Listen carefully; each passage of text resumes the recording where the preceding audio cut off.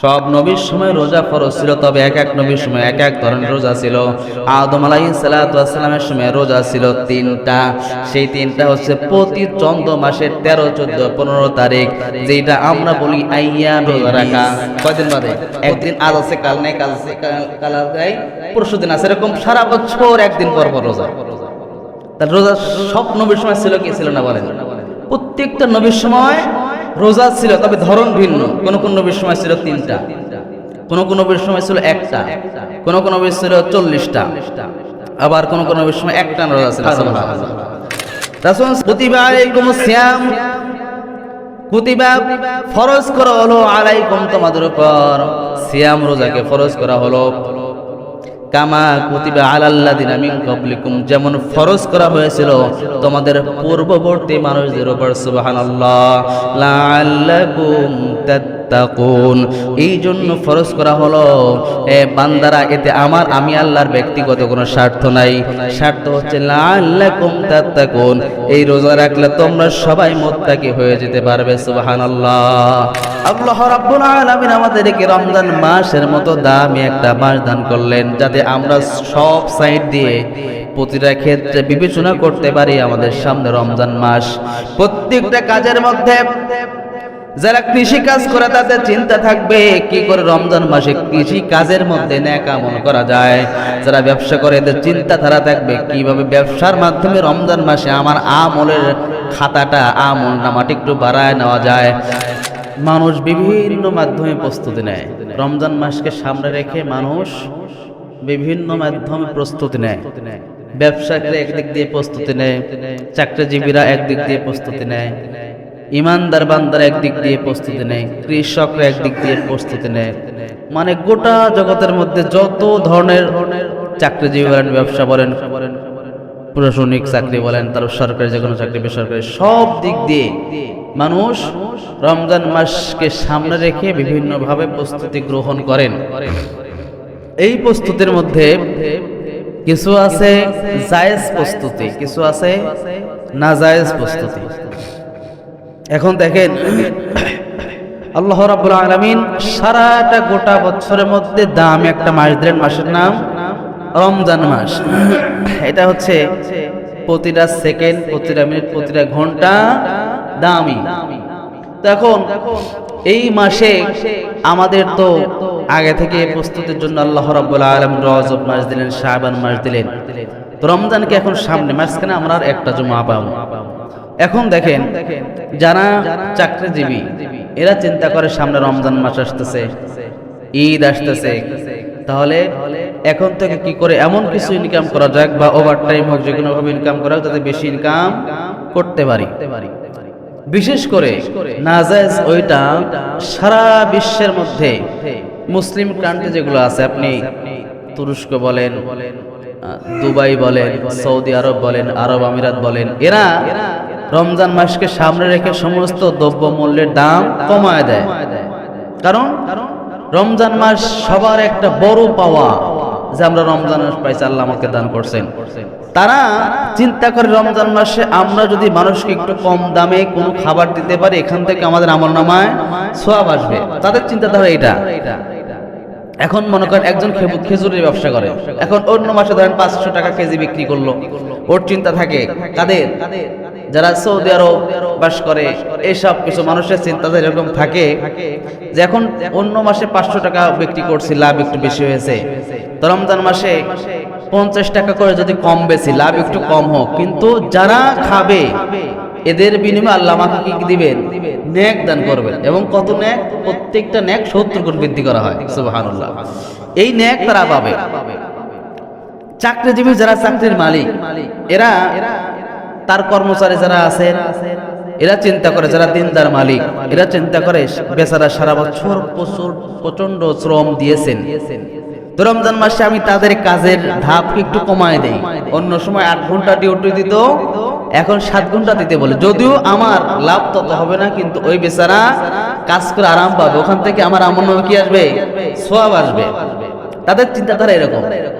আর আমরা বাঙালি এমন খারাপের খারাপ, আমরা চিন্তা করি রমজান মাস আসতে সামনে, কয় তেল গুদামজাত কর, খেজুর গুদামজাত কর, বিভিন্ন জিনিস গুদামজাত কর, সব দাম টাম যখন বেড়ে যাবে, রমজানের 5-10 টাকা যাবে, তখন মোট সবগুলো নিয়ে দাম বাড়ায় দাও।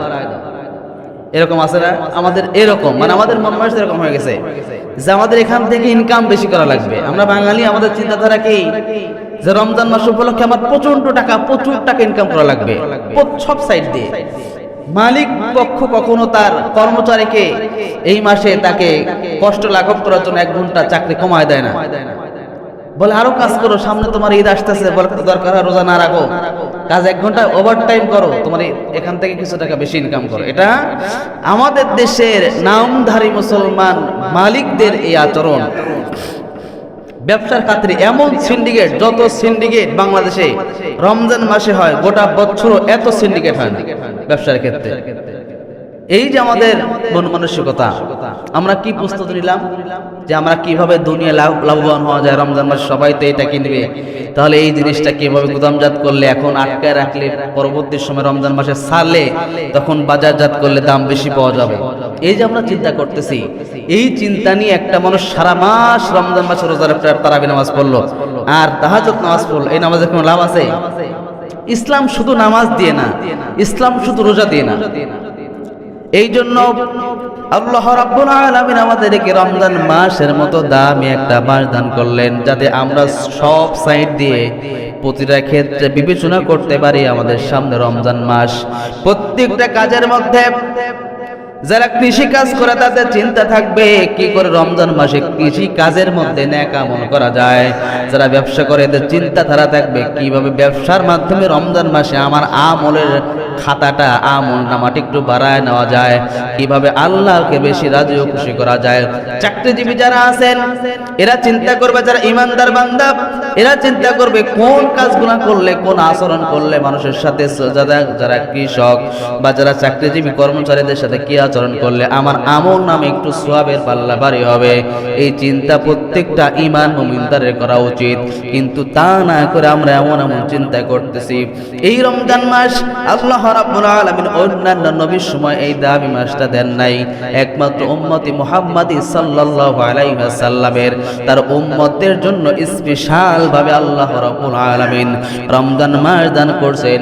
এই রমজান মাসে 5টা রাত আল্লাহ আরো দামি রাখছেন। রমজান মাসের শেষের 10 দিন 5টা বিজুর রাত্রির মধ্যে আল্লাহ রাব্বুল আলামিন একটা রাত রাখছেন, সেই রাতটা হচ্ছে লাইলাতুল কদরের রাত। এই রাতটা এত দামি, সারা রমজান মাসের চাইতে এই মাসটা আল্লাহ অত্যাধিক ভাবে দামি করে দিয়েছেন। সুবহানাল্লাহ। প্রত্যেকটা নবীর জামানায় এই রোজা আল্লাহ রাব্বুল আলামিন দিয়েছিলেন, তবে আমাদেরটা আলাদা, তাদেরটা আলাদা।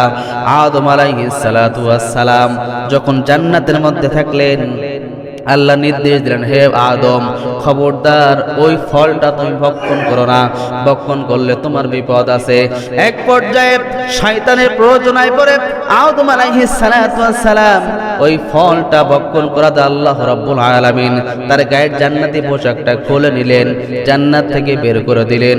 বের করে যখন দুনিয়ার বুকে আদম আলাইহিস সালাতু ওয়াস সালাম আসলেন, আসার পরে সমস্ত সাহাবায়ে কেরাম আদম আলাইহিস সালাতু ওয়াস সালামের চেহারার দিকে তাকায় দেখেন জান্নাতের মধ্যে আদম আলাইহিস সালাতু ওয়াস সালামের চেহারার মধ্যে কেমন যেন নূর চমকাতো, চেহারাটা দেখতে চমৎকার লাগতো, খুবই ভালো লাগতো।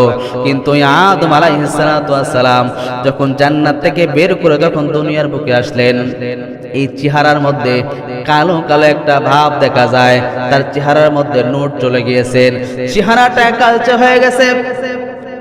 ওই সময় ফেরেশতারা চিন্তার মধ্যে পড়ে গেলেন, হায় রে, যে আদমকে জান্নাতের মধ্যে দেখেছি, নুরানি চেহারার মধ্যে একটা নুরানি আলো দেখা যায়, কিন্তু আদম আলাইহিস সালাতু ওয়াস সালাম দুনিয়া আসার পরে তার চেহারার মধ্যে তো নূর তো দেখায় যায় না, বরং কালচে একটা ভাব চলে আসছে।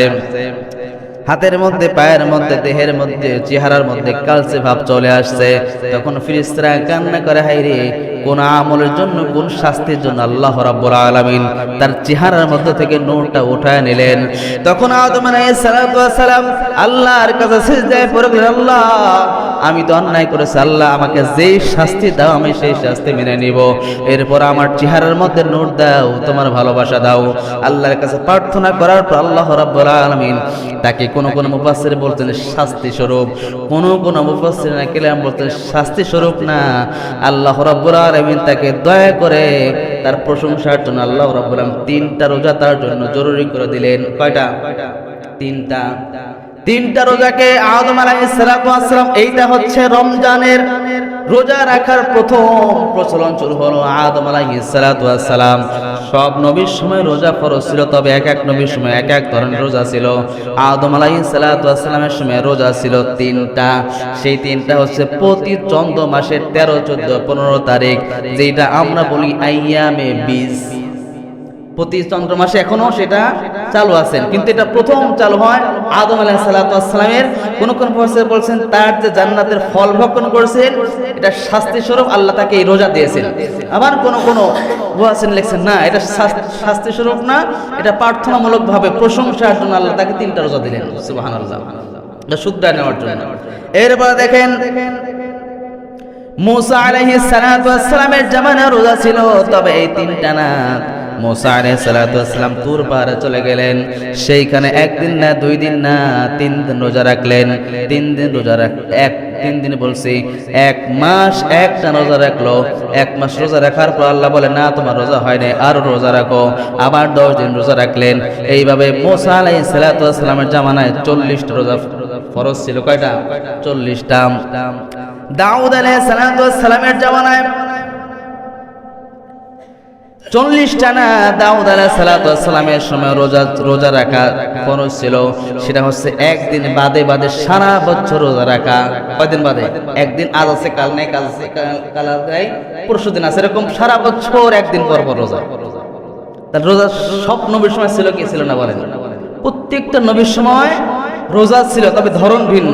কোন নবীর সময় ছিল 3টা, কোন নবীর সময় ছিল 1টা, কোন নবীর ছিল 40টা, আবার কোন নবীর সময় 1টা রোজা ছিল। সুবহানাল্লাহ।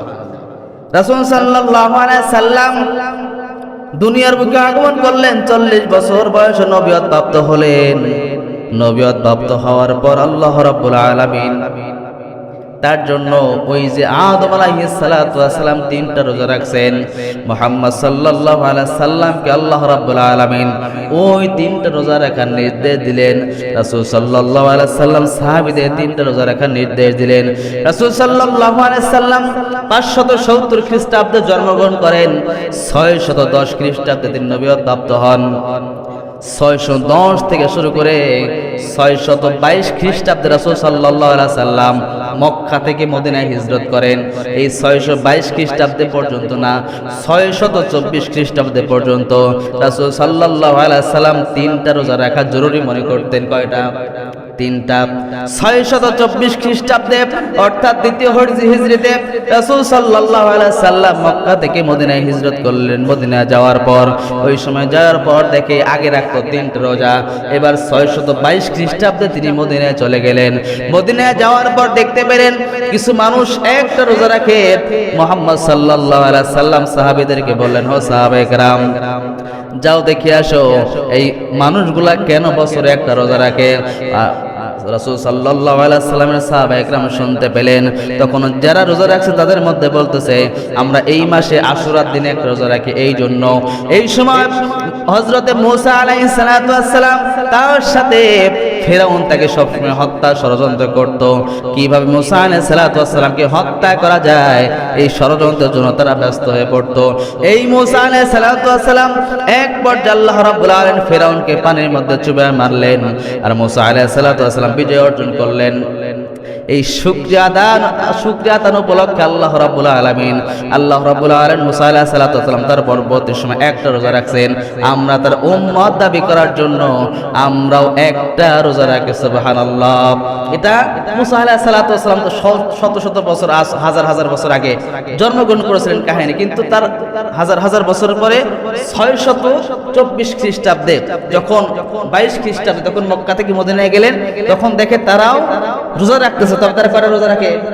একটা। সেটা হযরতে মূসা আলাইহিস সালাতু ওয়াস সালাম কে আল্লাহ রাব্বুল আলামিন হেফাজত করেছিলেন ফেরাউন থেকে, এই জন্য তারা একটা রোজা রাখে। এবার মুহাম্মদ সাল্লাল্লাহু আলাইহি সাল্লামের কাছে সাহাবায়ে কেরাম এসে বললেন, ও নবী আমার, আমরাও শুনতে পেলাম তারা রোজা রাখে একটা, সেটা হচ্ছে মূসা আলাইহিস সালাতু ওয়াস সালামকে আল্লাহ ফেরাউনের কবল থেকে হেফাজত করেছিলেন, এই জন্য তারা রোজা রাখছে একটা। মুহাম্মদ সাল্লাল্লাহু আলাইহি সাল্লাম বলেছেন, ও সাহাবায়ে কেরাম, তোমরাও রোজা রাখা শুরু করে দাও। রোজা রাখা শুরু করলেন। পরের বছর মুহাম্মদ সাল্লাল্লাহু আলাইহি সাল্লাম বললেন, আল্লাহ যদি আমাকে বাঁচায় রাখে, কারণ ইহুদির সাথে আমাদের মিলে চলা যাবে না, আল্লাহ যদি আমাকে বাঁচায় রাখে, সামনের বছর আমি একটার চাইতে অধিক অর্থাৎ 2টা রোজা রাখবো। সুবহানাল্লাহ। এইটা আগে রাখতো 3টা, মক্কা থেকে মদিনা যাওয়ার পর 3টার পাশাপাশি আরো 2টা রোজা রাখা ধরলেন। আগে রাখতেন আইয়ামে 20, প্রতি মাসে 3টা রোজা, 13, 14, 15। মক্কা থেকে মদিনা যাওয়ার পর রোজার সংখ্যা বেড়ে গেল, সেটা আশুরার দিনে 2টা রোজা রাখা জরুরি হয়ে পড়ল। এবার 622 গেল, 23 গেল, 24 খ্রিস্টাব্দে আল্লাহ রাব্বুল আলামিন কোরআনের মধ্যে আয়াত নাযিল করলেন, কুতিবা আলাইকুমুস সিয়ামু কামা কুতিবা আলাল্লাযীনা মিন ক্বাবলিকুম লাআল্লাকুম তাত্তাকুন। সুবহানাল্লাহ। কুতিবা আলাইকুমুস সিয়াম, কুতিবা ফরজ করা হলো, আলাইকুম তোমাদের উপর, সিয়াম রোজাকে ফরজ করা হলো, কামা কুতিবা আলাল্লাযিনা মিন ক্বাবলিকুম, যেমন ফরজ করা হয়েছিল তোমাদের পূর্ববর্তী মানুষদের উপর। সুবহানাল্লাহ। লাআল্লাকুম তাত্তাকুন, এই জন্য ফরজ করা হলো এ বান্দারা, এতে আমি আল্লাহর ব্যক্তিগত কোনো স্বার্থ নাই, স্বার্থ হচ্ছে লাআল্লাকুম তাত্তাকুন, এই রোজা রাখলে তোমরা সবাই মুত্তাকি হয়ে যেতে পারবে। সুবহানাল্লাহ। স্বার্থ কাদের? কথা বলেন। আল্লাহ যে রোজাটা দিলেন, এখানে স্বার্থ কার? আমাদের। কাদের? আমাদের। আল্লাহ এখানে একবার বলেন নাই যেটাকে এখানে আমার স্বার্থ আছে, লাআল্লাকুম তাত্তাকুন, তোমরা যাতে মুত্তাকি হতে পারো, আর মুত্তাকিদের জন্য বিনা হিসেবে জান্নাত। সুবহানাল্লাহ। লাভ কাদের? সবাই বলেন। আমাদের লাভ। দেখেন আল্লাহ রাব্বুল আলামিন এই আয়াতের মধ্যে কত দরদ ব্যাখ্যা কথা বলছেন। ইয়া আইয়ুহাল্লাযীনা আমানু, হে ঈমানদারগণ, কুতিবা আলাইকুমুস সিয়াম, তোমাদের জন্য রোজাকে ফরজ করা হলো। আল্লাহ যদি আয়াতের এখানে সমাপ্ত ঘোষণা করতেন, হে মানুষগণ, তোমাদের উপর রোজাকে ফরজ করা হলো, অতএব তোমাদের উচিত প্রত্যেকটা রোজা রাখা, আল্লাহ চাইলে আয়াত এখানে সীমাবদ্ধ করে দিতে পারতেন কিনা বলেন? পারতেন না? আল্লাহ যদি বলতেন প্রত্যেকটা মানুষের উপর রোজা ফরজ করা হলো, কোনো অজুহাত নাই, কোনো কথা রাখতেই হবে, আমরা আমাদের জন্য বাধ্যতামূলক ছিল করে বলেন। কিন্তু দেখেন আল্লাহ কে বলছেন, কামা কুতিবা আলাল্লাযীনা মিন ক্বাবলিকুম, হে বান্দা টেনশনের কিছু নাই। কেমন করে 14 ঘন্টা 15 ঘন্টা রোজা রাখবো? কেমন করে সম্ভব? দিনের মধ্যে 3 বার খাই, 4 বার খাই, 5 বার খানা খাই, মাঝে মাঝে পানিও খাই, আর কেমন করে 14 ঘন্টা একটানা না থেকে না খেয়ে রোজা রাখা লাগবে? পানিও খাওয়া যাবে না, এক ঢোক পানিও খাওয়া যাবে না, এক কিঞ্চিত পরিমাণ পানিও খাওয়া যাবে না, এক কিঞ্চিত পরিমাণ কোনো খাবার খাওয়া যাবে না। কি করে সম্ভব? আল্লাহ বলে, বান্দার টেনশন নেই, কোনো চিন্তার কারণ নাই, শুধু তোমাদের উপর রোজা ফরজ করি নাই তা করেছি তা না, তোমাদের পূর্ববর্তী যত মানুষ আসছে তাদের প্রত্যেকের উপর আমি রোজাকে ফরজ করে দিয়েছিলাম। সুবহানাল্লাহ। তোমরা চিন্তা করতেছ এই রোজার মাসে সারা দিন না খেয়ে থাকলে মারা যাব কিনা, অসুস্থ হয়ে যাব কিনা, আমাদের শরীরের মধ্যে অসুস্থ রোগ বাঁধবে কিনা। হে মানুষরা, জেনে রাখো, আমার বান্দারা জেনে রাখো, ইয়া আইয়ুহাল্লাযীনা আমানু, হে ঈমানদাররা জেনে রাখো, না না, তোমাদের শরীরের মধ্যে কোনো অসুখ হবে না, কোনো সমস্যা হবে না, কারণ পূর্ববর্তী যারা রোজা রাখছিল এদের শরীরের মধ্যে রোজা রাখার কারণে কোনো অসুখ হয় নাই। সুবহানাল্লাহ। কত সহজ!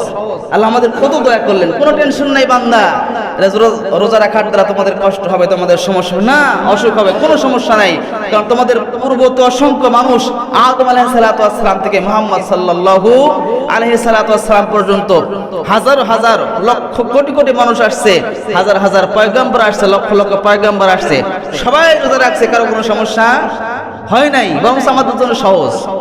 কোন বিষয় কি ছিল? একদিন পর পর রোজা।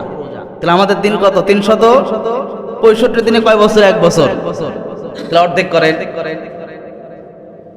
তাহলে 175, তাই না? প্রায় 80-র মতো বছর রোজা রাখা লাগতো, প্রায় 200 রোজা রাখা লাগতো প্রতি বছর। তাহলে তারা পারলে আমাদের খুব সমস্যা আছে।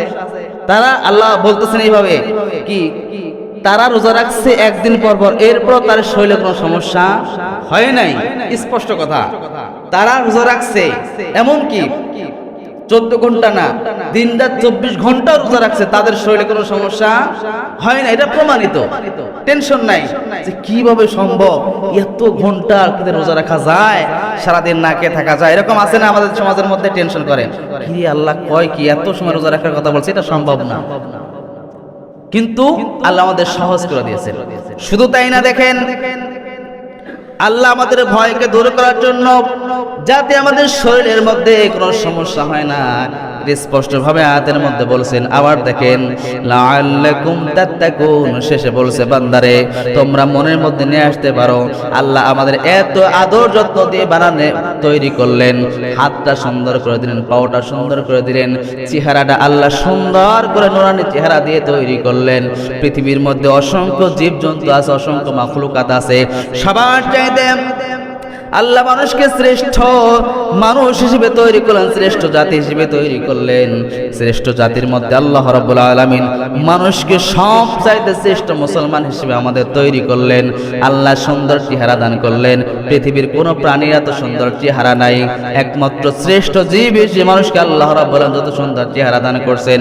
আল্লাহ এত সুন্দর চেহারা দেওয়ার পর, এত নিয়ামত দান করার পর আল্লাহকে আমাদের উপর কষ্ট চাপায় দিচ্ছেন কিনা, আল্লাহ নিজের ব্যক্তিগত স্বার্থের জন্য আমাদের উপর রোজাকে ফরজ করে দিয়েছে কিনা, এই টেনশন উম্মতরা বা আল্লাহর বান্দারা করতে পারে, মাথার মধ্যে চিন্তা আসতে পারে। হায় রে, আল্লাহ এত আদর যত্ন করে এত ভালোবাসা আমাদেরকে তৈরি করলেন, আমাদেরকে শ্রেষ্ঠ জাতি বানালেন, এরপর কেন আল্লাহ আমাদের উপর জুলুম করতেছেন, এরপর আল্লাহ কেন আমাদের উপর কষ্ট দিচ্ছেন, এই চিন্তা যাতে বান্দার জেহেনের মধ্যে না আসে, এজন্য আল্লাহ স্পষ্ট ভাষায় বলছেন লাআল্লাকুম তাত্তাকুন। বান্দারে এই রোজার মধ্যে আমি আল্লাহর ব্যক্তিগত কোনো স্বার্থ নাই, স্বার্থ হচ্ছে তোমাদের জন্য, কারণ তোমাদের মূল মাকসাদ হচ্ছে জান্নাত। মূল মাকসাদ কি?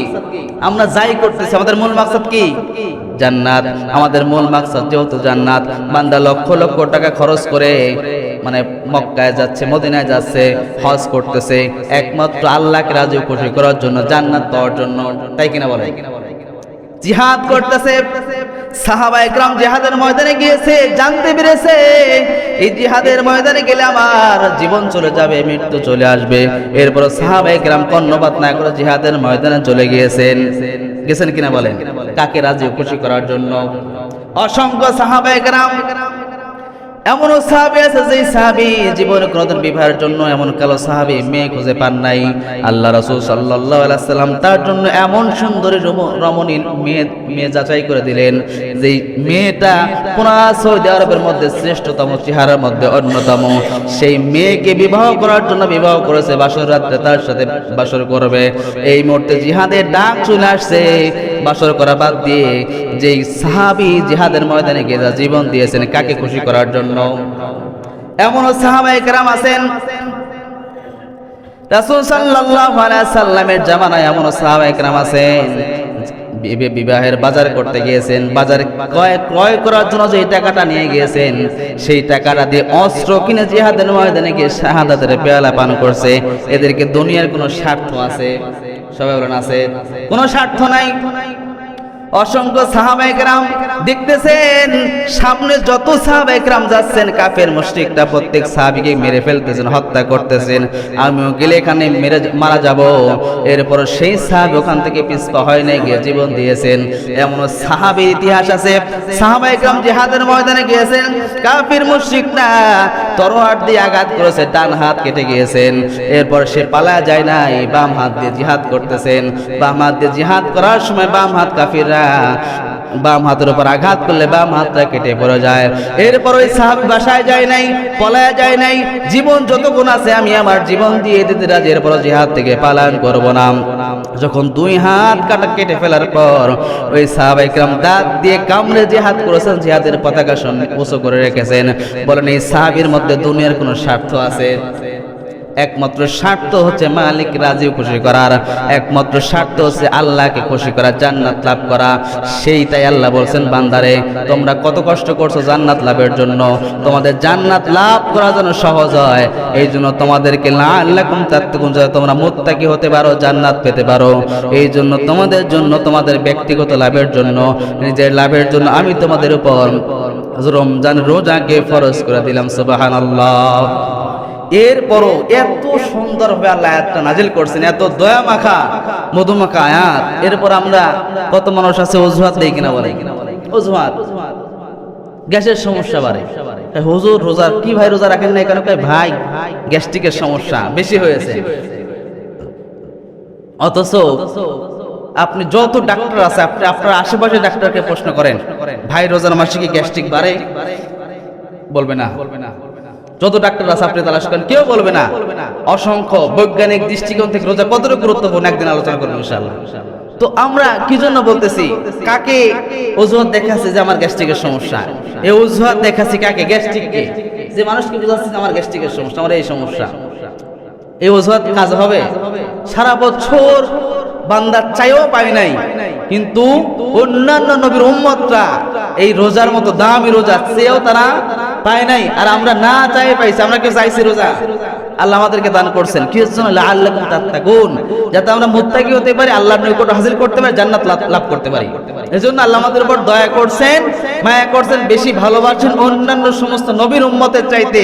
আল্লাহ আমাদের অধিক পরিমাণ ভালোবাসেন বিধায় রমজান মাসের মতো একটা দামি মাস আমাদেরকে দান করলেন। সুবহানাল্লাহ। শুধু তাই না, লাইলাতুল কদর যেটা হাজার রাতের চাইতে উত্তম, সেই রাত আমাদের সবার ভাগ্যে আল্লাহ নসিব করে দিয়েছেন। সুবহানাল্লাহ। উম্মতে মুহাম্মাদের জন্য অন্য কোন নবী তারা চাইও পায় নাই।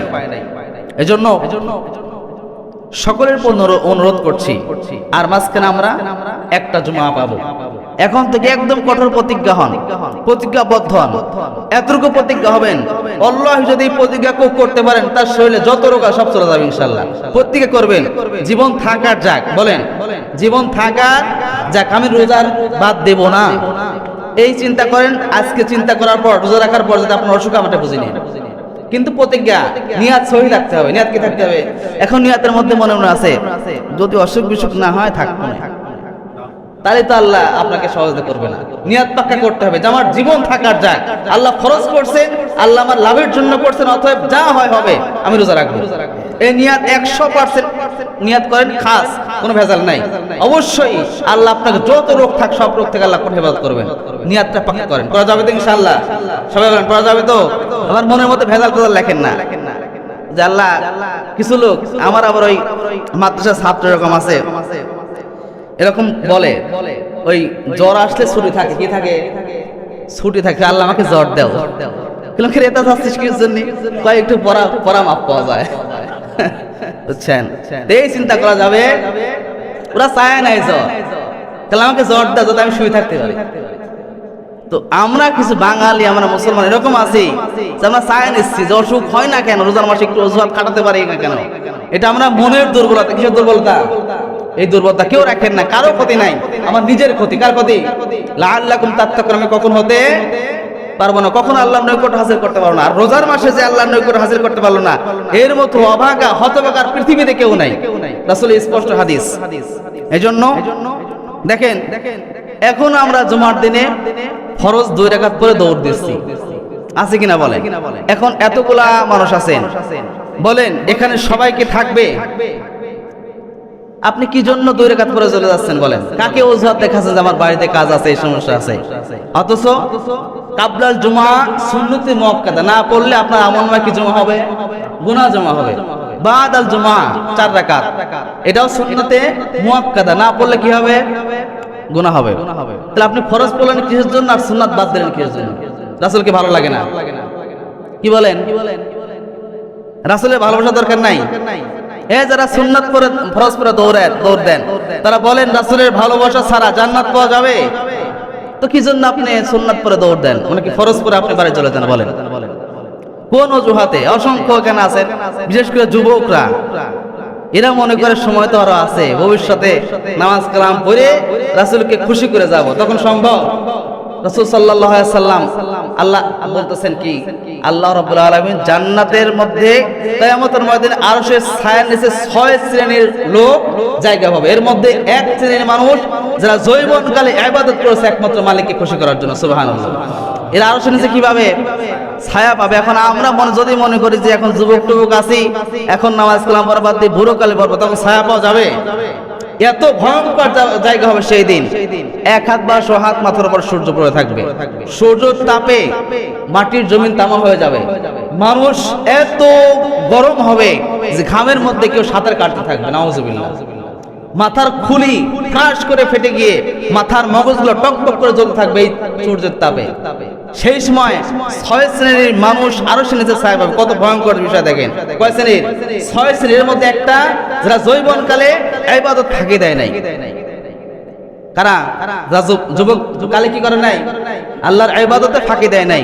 তো এখন যারা আপনারা সুন্নাত বাদ দিয়ে চলে যাচ্ছে যেসব যুবকরা, সেদিনকে এই ছায়া পাওয়া যাবে? এজন্য যুবক ভাইরা আমার, আপনাদের প্রতি উদারত আহ্বান, ভুলেও কেউ সুন্নাত বাদ দিবেন না, দয়া করে। কারণ এই মুহূর্তে মৃত্যু আসতে পারে। আপনার কত সময় লাগে? খেলার মাঠে তো সময় দিচ্ছেন, অন্যান্য আজে বাজে কাজে সময় দিচ্ছেন। এখানে 4 রাকাত নামাজ পড়তে কয় মিনিট লাগে বলেন? 5 মিনিট, 6 মিনিট। এই সামান্য সময় দয়া করে কেউ বৃথা দিয়ে নেই। ইনশাআল্লাহ আল্লাহ যেন আমাদের সকলকে পরিপূর্ণ সুন্নাতের উপর আমল করার তৌফিক দান করেন।